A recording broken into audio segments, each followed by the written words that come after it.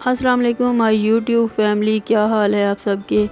आज हम चिकन बिरयानी की रेसिपी तैयार करेंगे और साथ में एक व्लॉग भी बनाएंगे जो कि एक अनार है जो मेरे घर का है, उसका मैं व्लॉग भी आपको दिखाऊंगी। तो चलिए फिर मैं आपको अपने घर के अनार का व्लॉग दिखाती हूँ कि वो किस तरह से बड़ा हो के अब फल दे रहा है और कितना खूबसूरत उसके ऊपर फल लग रहा है। इसका जो है आखिरी साल है हम इधर जिस घर में हैं, इसमें हमारा सिर्फ लास्ट ईयर से ये वाला, क्योंकि हमने शिफ्ट कर जाना है। और ये अनार इसलिए मैं इसकी ये व्लॉग बना रही हूँ ताकि याद रहे हम जब जिस घर में रहे थे वहाँ पे एक अनार था, क्योंकि इसके साथ हमारा 15 साल का वास्ता है। ये हर साल हमें इतने अनार, मीठे और ख़ूबसूरत से अनार देता है कि हम बहुत मज़ा करते हैं इसको खा के हर साल। इस दफ़ा हमने न्यू घर बना लिया, हमने वहाँ शिफ्ट हो जाना है, जिसकी वजह से फिर मैंने इसका व्लॉग बनाना था। मैंने कहा कोई यादगार के तौर पे इसको मैं अपनी वीडियो में महफूज कर लूँ। नाज़रीन, हम इसका फल तकरीबन 15 साल से खा रहे हैं। बहुत ही मीठे और बहुत ही मज़े के अनार होते हैं। देखिए कितना खूबसूरत भरा पड़ा है ये पौधा। हर साल इसके ऊपर तकरीबन 200-250 या 300 अनार लगता है, जिसकी वजह से ये झुक जाता है काफ़ी। इसके नीचे फिर हमें इसको टेक देने के लिए कोई ये देखें बांस वगैरह लगाना पड़ जाता है ताकि ये टूट के नीचे ना आ जाए अनार, क्योंकि इसके फल का बोझ इतना होता है कि बेचारा नीचे को लटक जाता है। अभी ये तकरीबन बड़ी तक ये पक के बिल्कुल तैयार हो जाने, अभी रह गए हैं कोई 10-15 दिन इसके। कुछ अनार जो हैं वो गर्मी की वजह से पक गए हैं और कुछ अभी कच्चे हैं। ये देखिए ये तकरीबन तैयार हो चुका है। इसका मुंह आगे से जैसे ब्लैक हो जाए या ये फट जाए ना, तो ये अनार तैयार हो जाता है और अंदर से इतना मीठा होता है और इसका बीज जो इतना सॉफ्ट होता है कि हम बाज़ार से जब भी लेके आते हैं वो इतने खट्टे अनार होते हैं या फिर बहुत सख्त से होते हैं। ये इतने सॉफ्ट है अंदर से इसके बीज। ये देखिए गुच्छों की शक्ल में लगे हुए हैं माशाल्लाह। ये पौधा हर साल इतना फल देता है कि मैंने कहा कि इसकी मैं यादगार के तौर पर मैं इसका एक व्लॉग बनाऊंगी ताकि जब हम दूसरे घर शिफ्ट हो जाएं तो मैं इसकी वीडियो को ही देख लिया करूं। ये मैंने एक इसके साथ से तोड़ा है अनार और इसको मैं काट के भी आपको दिखाऊंगी। ये अंदर से रेड तो नहीं होते, लेकिन होते तो वाइट हैं, लेकिन होते बड़े मीठे हैं। ये बेशक कच्चे भी होना तो ये मीठे ही होते हैं। अपने घर का जो फल होता है इसका तो अपना ही बड़ा मज़ा होता है, जब चाहे इंसान उतारे खाए। नाज़रीन, आप भी अपने घर में ज़रूर कोई ना कोई फलदार दरख्त लगाया करें। अब हम न्यू घर में जाएंगे ना, वहाँ पे भी मैं ज़रूर एक अनार या कोई और फलदार दरख्त ज़रूर लगाऊंगी। ये देखें किस तरह से माशाल्लाह खूबसूरत लग रहे हैं ये लगे हुए। जब ये भर जाता है तो हमारे घर की खूबसूरती में और इजाफ़ा कर देता है। ये फल से बिल्कुल भरा पड़ा और लदा पड़ा इस टाइम ना। ये तकरीबन इस तरह का जब हो जाता है तो ये अंदर से तकरीबन पक के और मीठा हो जाता है।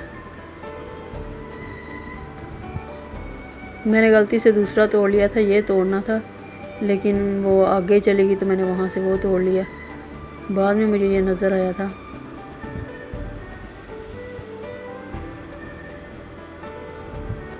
इसकी छाँव भी बड़ी होती है, जब लाइट वगैरह चले जाए तो हम इसके नीचे बैठ जाते हैं। वैसे भी ये बहुत ही हसीन लगता है घर में लगा हुआ और बहुत ही खूबसूरत नज़ारा देता है। जब इसको हम देखते हैं सुबह सुबह उठ के बहुत मज़ा आता है।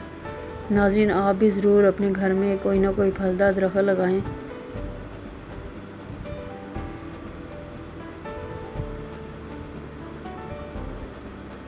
इसका फल ऊपर तक लगा हुआ है, लेकिन वहाँ तक कैमरा नहीं पहुँच रहा था, इसलिए मैंने दूर से ही दिखाया आपको।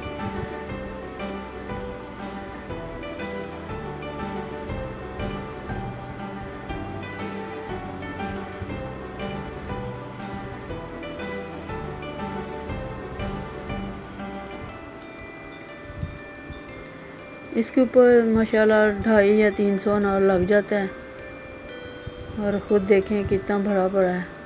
लेकिन पत्तों के अंदर काफ़ी ज़्यादा जो फल है वो छुपा है, जहाँ तक कैमरा नहीं पहुँच रहा। तो मैं दूर दूर से बना रही हूँ इसकी क्योंकि धूप है तो धूप की वजह से फिर वो नज़र भी नहीं आता कि वीडियो बन रही है या नहीं, इसलिए फिर मैं थोड़ा सा नीचे होके थोड़ा थोड़ा ही बना रही हूँ।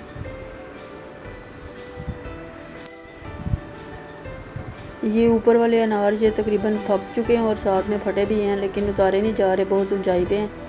मैंने इसलिए नीचे से ही उतार लिया था एक।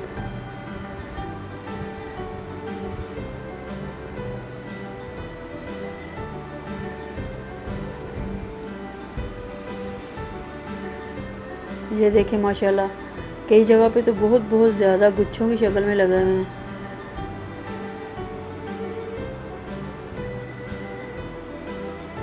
इसमें दो तरह के अनार लगते हैं, एक जो इसकी डहनी है इसके ऊपर जो बिल्कुल रेड वाले अनार लगते हैं, और एक तरफ जो है वो वाइट लगते हैं, लेकिन पौधा एक ही है। पता नहीं इसके अंदर क्या खुदा ताला की कुदरत है कि ये दो तरह के कलर का ये फल देता है। एक प्योर वाइट होते हैं और एक जो होते हैं उसके अंदर से थोड़े थोड़े रेड होते हैं। ये तकरीबन थोड़ा सा मेरे से कच्चा उतर गया था, लेकिन पके हुए भी हैं अंदर, लेकिन फिर भी ये भी मोटे दाने इसके अंदर काफ़ी ज़्यादा ना, और मीठे हैं। मैं निकाल के देखा था ये फर्स्ट में ही, तो मैंने कहा चलिए आपको दिखा देते हैं। चलिए नाज़रीन, हम अब अपनी रेसिपी की तरफ चलते हैं। जो मैंने चीज़ें डाली हैं मैं सारी आपको दिखा देती हूँ, और साथ साथ बताती जाऊँगी कैसे मैंने डाली हैं और किस मिकदार में डाली हैं।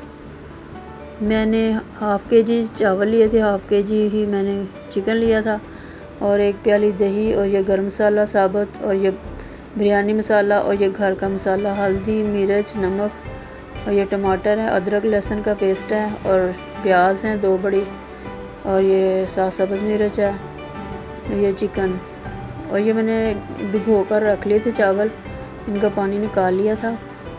तकरीबन आधा घंटा मैंने भिगोए थे ये चावल। ये सारी चीज़ें मैं आपको वीडियो में दिखाती जाऊंगी साथ साथ। मैंने पानी बॉईल करने के लिए रख दिया था, ये हो चुका है बॉईल। ये देखें, अभी मैं आपको दिखाती हूँ, ये तकरीबन बॉईल हो चुका है। इसके अंदर मैंने नमक, 2 चम्मच ऑयल डालना है, या आप बेशक घी डालें, मैं तो घी डाल रही हूँ, और एक ही जो चम्मच है वो मैंने ज़ीरे का डालना है। ये मैंने डाल दिया ऑयल, घी डाला है मैंने। ये आप चाहें घी डालें चाहे ऑयल डालें, इससे ये होता है कि जो चावल हैं वो आपस में चिपकते नहीं हैं। साथ में मैंने ज़ीरा डाल दिया है और नमक भी डाल दिया इस पर ज़रूरत। अब मैं इसके अंदर भीगे हुए चावल डालूँगी जो मैंने आधा घंटा भिगो कर रखे थे, और मैंने इसको तकरीबन 90% तक मैंने इसको गला लेना है चावलों को। उसके बाद फिर जो 10% होगा वो जब मैं इसको दम लगाऊंगी तब ये पक जाएंगे। ये तकरीबन देखिए हो चुके हैं, और अलग-अलग सारे चावल हैं। ये आपने घी या ऑयल जो डाला होता है ना, उसकी वजह से ये चिपकते नहीं हैं। इनको मैंने निकाल लिया। अब मैं इसके अंदर डाल रही हूँ प्याज। मैंने 1 प्याली ऑयल लिया था, इसके अंदर 1 ही प्याली मैंने ये प्याज डाले हैं बारीक कटे हुए। अब साथ में ये जो घर वाला मेरा मसाला था वो डाल के, और दही डाल के इसको मैंने चिकन को मैरिनेट कर लिया। साथ में बिरयानी मसाला भी थोड़ा सा ऐड करूँगी, और साथ में एक साइड पे मैंने ये प्याज रख दिए थे, फ्राई हो रहे हैं। ये हो चुके हैं तकरीबन गोल्डन फ्राई, और वो जो मैंने मैरिनेट किया हुआ था तकरीबन आधा घंटा पहले मैंने किया था। अब इसके अंदर मैं लहसुन और अदरक का पेस्ट डाल रही हूँ, इसको भी प्याज़ों के साथ फ्राई करना है। जब आपने ये मसाला बनाना है ना चिकन के लिए, तो आपने इसको तकरीबन मीडियम फ्लेम के ऊपर ही इसको पकाना है। अगर आप ज़्यादा हाई फ्लेम पे इसको पकाएंगे तो ये एक तो बर्तन जल जाता है, और दूसरा ये कि ये प्याज वगैरह और ये जो मसाला है, सब्ज़ मसाला मैंने डाला है, प्याज लहसुन अदरक वगैरह, ये सारा जल जाएगा जल्दी से। इसलिए इसको मैं बिल्कुल मीडियम फ्लेम पे पका रही हूँ।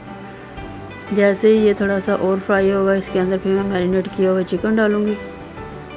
चिकन को भी मैं थोड़ा सा गलाऊँगी, उसके बाद टमाटर ऐड करूँगी।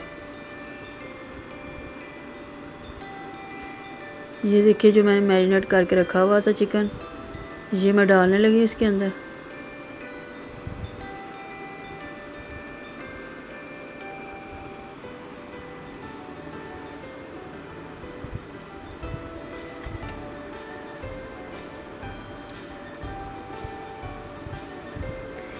चिकन को भी इतना हाई फ्लेम पे नहीं पकाना, क्योंकि इसके जो अंदर मसाले होते हैं वो सारे जलना शुरू हो जाते हैं और फिर इसका टेस्ट चेंज हो जाता है। इसलिए इसको लो मीडियम उसके ऊपर आपने ये जो फ्लेम है उसके ऊपर पकाना है। आपने साथ साथ चम्मच हिलाते जाना है ताकि इसका जो मसाला है ग्रेवी सी है जो नीचे ना चिपक जाए।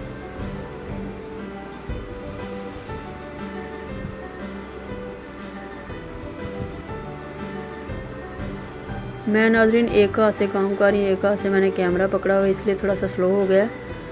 तो मैं जिस स्टैंड पे करती थी काम वो थोड़ा सा आज ख़राब हो गया, उसकी ना उसके ऊपर से मोबाइल वगैरह जो है वो गिर जाता है, इसलिए मैंने आज खुद ही पकड़ के इसको तो पका रही हूँ, तो इसलिए थोड़ा सा लेट हो ही जा रहा है। ये थोड़ा सा मैंने जो साथ ऐड किया और मसाला, ये बिरयानी मसाला, ताकि जो मैंने प्याज एक्स्ट्रा डाले थे ना उसके अंदर भी ये अच्छी तरह से चला जाए। जो प्याज लहसुन अदरक था ना वो जो मैंने फ्राई किया था उसके अंदर डालने के लिए, इस मसाले को ऐड करने के लिए ज़्यादा थोड़ा सा वो डालना पड़ा मुझे। ये तकरीबन गल चुका है, 10% इसका रह गया। अब मैंने इसके अंदर टमाटर ऐड कर दिए और टमाटरों को डालने के बाद इसको अच्छी तरह से फिर भूनेंगे। अगर हम टमाटरों को फर्स्ट में डाल देंगे ना तो ये चिकन जो है ये हार्ड हो जाता है, इसलिए थोड़ा सा जैसे चिकन गल जाएगा फिर हमने इसके अंदर जो टमाटर ऐड करने होते हैं। नाज़रीन आपने देखा होगा जब आप कहीं बीफ का या फिर बकरे का गोश्त पकाते हैं तो अगर आपसे बाय चांस उसके अंदर टमाटर पहले ऐड हो जाएं तो वो जो गोश्त होता है वो हार्ड हो जाता है, वो इतनी जल्दी गलता नहीं है। बेशक उसको प्रेशर दे दे के थक जाओ लेकिन वो उस तरह का नहीं गलेगा जिस तरह से वो बगैर टमाटर के गलता है। इसलिए अगर किसी को ना पता हो तो ये इन्फॉर्मेशन के लिए मैंने बताया है कि आप पहले टमाटर ऐड ना किया करें। बाज़ का बात इन पहले टमाटर ऐड कर देती हैं और फिर बाद में कहती हैं पता नहीं क्यों नहीं गल रहा, इसको इतना मैंने प्रेशर दिया, इतना इसको मैंने गलाया है। सिर्फ ये वजह थी कि हमने टमाटर पहले ऐड किया होता है। तो टमाटर आपने सिर्फ जब इसको फ्राई करना या भूनना होता है ना उस वक्त आपने ऐड करने होते हैं। अब मैं एक तरफ इसके अंदर जो बिरयानी में मैंने कलर डालना है वो मैं तैयार करने लगी। इसके अंदर मैंने ज़्यादा कलर डाला है पानी के अंदर, और साथ में ये मैंने रियू खोड़ा जो होता है वो डालना है, इसके थोड़े से ड्रॉप इसको खुशबू के लिए डालना होता है ताकि बिरयानी की खुशबू बहुत ज़्यादा आए जब वो पके। मेरे घर में तो जब बिरयानी पक रही हो तो 3-4 घरों को ज़रूर पता चल जाता है कि इनके घर में ज़रूर बिरयानी पक रही है, क्योंकि इसकी जो होती है स्मेल बहुत ही मज़े की होती है।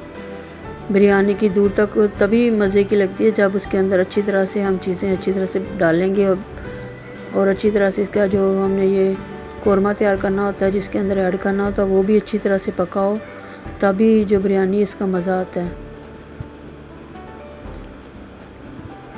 ये सारी चीज़ें आपने जिस क्वांटिटी से मैंने बताई हैं वैसे ही आपने डालनी है और लो फ्लेम के ऊपर इसको पकाना है। ज़्यादा हाई पे आपने नहीं कभी भी वही खाना पकाना। अगर आप हाई फ्लेम पे पकाएंगे एक तो इसकी जो होता है इसका अंदर से जायका उड़ जाता है और एक ये जल जाता है।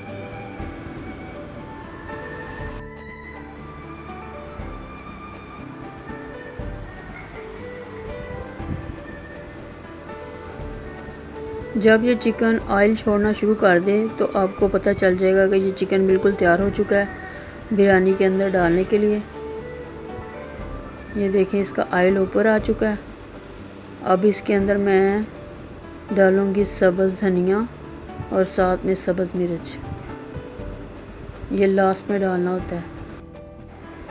ये जो सब्ज़ मिर्च और धनिया है ना ये लास्ट में डालने का फ़ायदा ये होता है कि हमारी बिरयानी जो है ना एक कलरफुल तैयार होगी। ये देखें अब कितना खूबसूरत लग रहा है इसके ऊपर ये जो मैंने धनिया और सब्ज़ मिर्च डाला है। थोड़ा सा इसको मिक्स करने के बाद हम उतार लेंगे और फिर तहों की शक्ल में मैं बिरयानी को लगाऊंगी।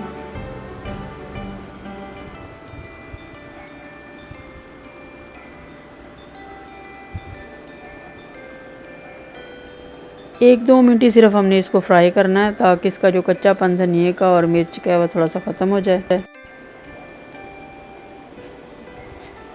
नाज़रीन मैं जो काम कर रही हूँ मैं बिल्कुल लो फ्लेम के ऊपर कर रही हूँ, मैं हाई पे नहीं कर रही। इस वजह से थोड़ा सा मैं आहिस्ता आहिस्ता चला रही हूँ चम्मच। अगर मैं हाई के ऊपर पकाती तो ये 1 मिनट में नीचे से ये जल जानी थी सारी चीज़ें, फिर भी मैं चम्मच को साथ साथ हिलाती जा रही हूँ ताकि नीचे कोई चीज़ भी चिपके ना।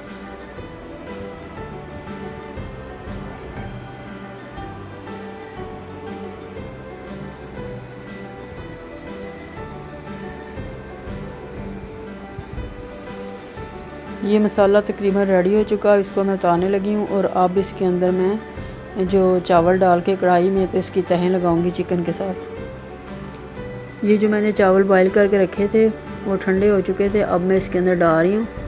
डालने के बाद इसके ऊपर एक लेयर मैंने लगानी है ये जो मसाला तैयार किया मैंने चिकन का, इसकी, और साथ में बिरयानी मसाला, थोड़ा सा बिरयानी मसाला, थोड़ा सा चिकन जो मैंने तैयार किया है।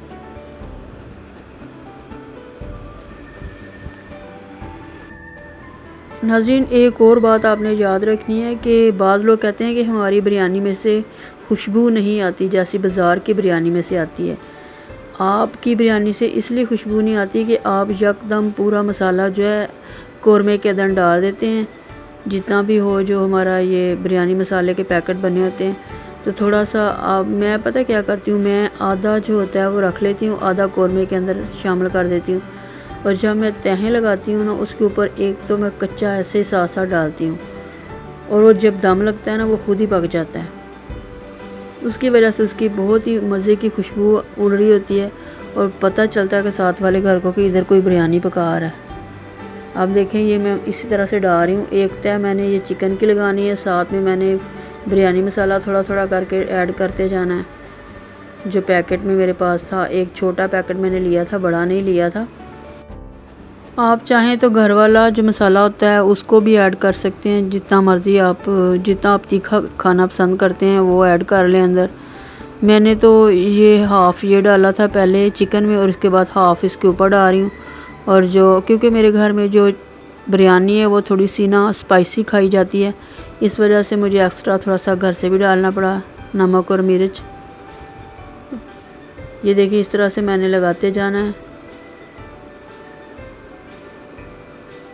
एंड पे भी मैंने थोड़ा सा ये जो मसाला बच गया था वो डाला है, और साथ में थोड़ा सा चिकन का मसाला बचा था वो मैं अब डालूँगी। और साथ में ये कलर डालने लगी हूँ जो मैंने घोल के रखा था, ज़रदा कलर।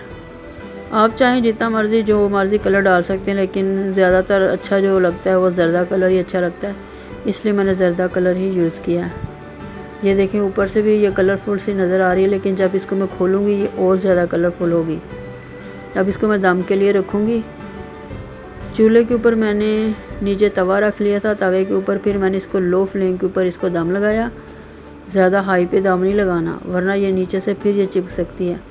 बिल्कुल लो फ्लेम के ऊपर मैंने इसको दम लगाया था। और देखें ये कितनी मज़े की और कलरफुल सी बिरयानी तैयार हो चुकी है। नाज़रीन, बहुत ही मज़े की खुशबू आ रही है।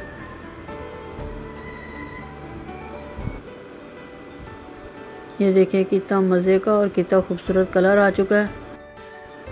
नाज़रीन, आप मेरे तरीके से एक दफ़ा बिरयानी को ट्राई ज़रूर कीजिएगा, बहुत ही मज़े की पक के तैयार होगी और आपको घर से सारे अप्रिशिएट करेंगे कि आपने वाह क्या बिरयानी पकाई है। बहुत ही मज़े की, जब भी मैं पकाती हूँ तो मेरे घर वाले बहुत ही इसके फ़ैन हो जाते हैं, और दूर दूर से मेरे जो गेस्ट हैं वो मेरी ख़ास तौर पे मेरी बिरयानी, घर की बिरयानी को खाने के लिए ही मेरे घर आते हैं। वो कहते हैं हम आपकी तरफ आ रहे हैं, आप बिरयानी तैयार करें। नाज़रीन, बहुत ही मज़े की और ख़ूबसूरत पक के तैयार हो चुकी है रेसिपी। चलिए अब हम इसको डिश आउट करते हैं।